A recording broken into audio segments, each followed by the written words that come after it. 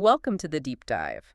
Today, we're really getting into a big concept, loyalty in the workplace. Yeah, it feels foundational, doesn't it? But maybe. Maybe it's not what we think. Exactly. We've got these 3 articles here by Silvio Ola, and we're going to unpack them, try to figure out what loyalty actually looks like now. Sort of pull apart the old ideas versus the new reality presented in these sources. Right. And let's just state this up front because it's like the guiding idea here from the material. It is arrogant to expect loyalty just because you gave someone a job. Mm-hmm. Leadership creates loyalty, not the job itself. That really hits home, and it sets the stage perfectly for what Ola writes about.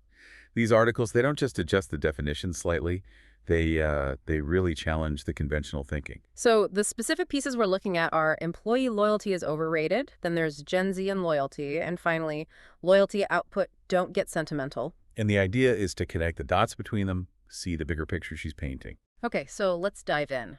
The main thread across all these sources seems to be, well, loyalty just isn't what it used to be, that traditional model. It's fading.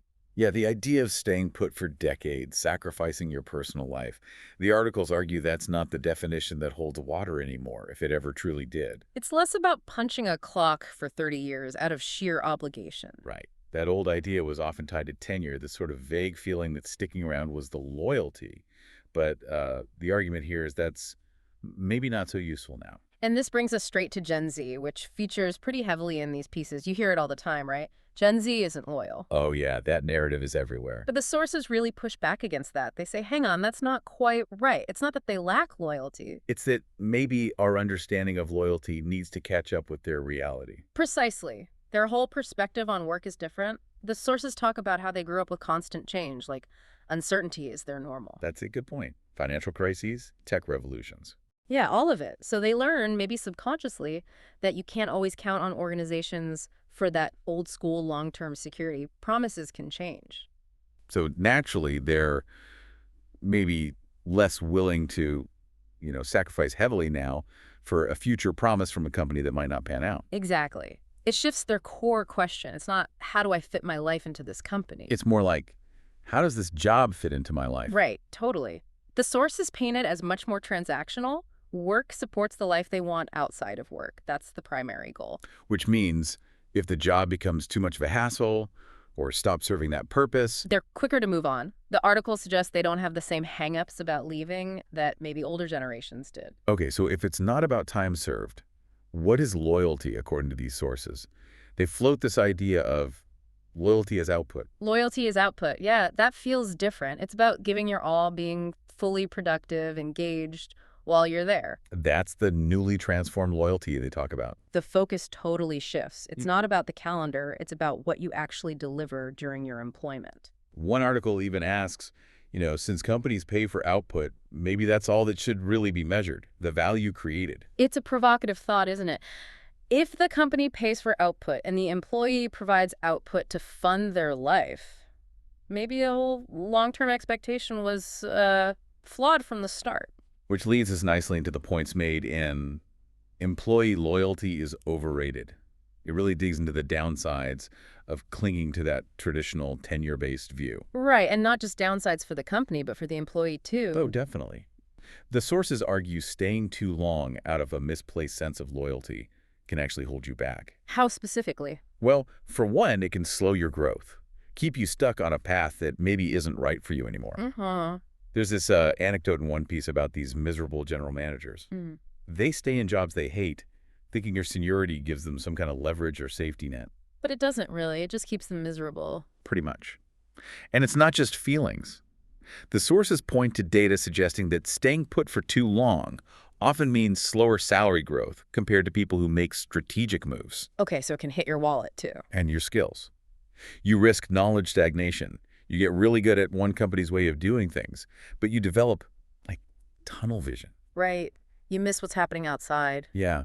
The author actually shares her own experience leaving the hotel industry after 16 years and being, shocked by the different ways of working and thinking out there. 16 years. Wow. And she says, despite loving the company, she regrets staying that long because she feels it slowed her personal growth.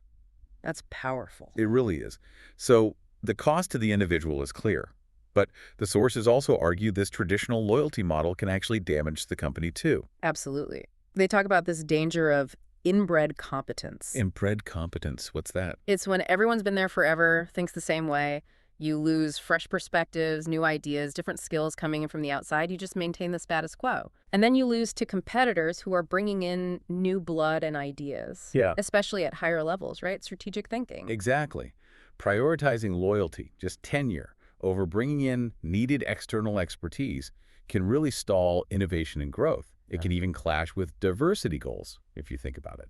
And it sounds like companies might end up rewarding, well, the wrong thing. Yeah, the sources suggest sometimes loyalty becomes a focus when companies aren't great at actually measuring contribution. So someone stays a long time, gets labeled loyal, maybe gets promoted, even if their actual performance isn't that great. It can happen, and that sends a message that just sticking around is valued, which can block the pipeline for genuinely high-performing talent who haven't been there as long. Which seems totally counterintuitive. You end up blocking talent, potentially losing good people, and costing the company money. Right.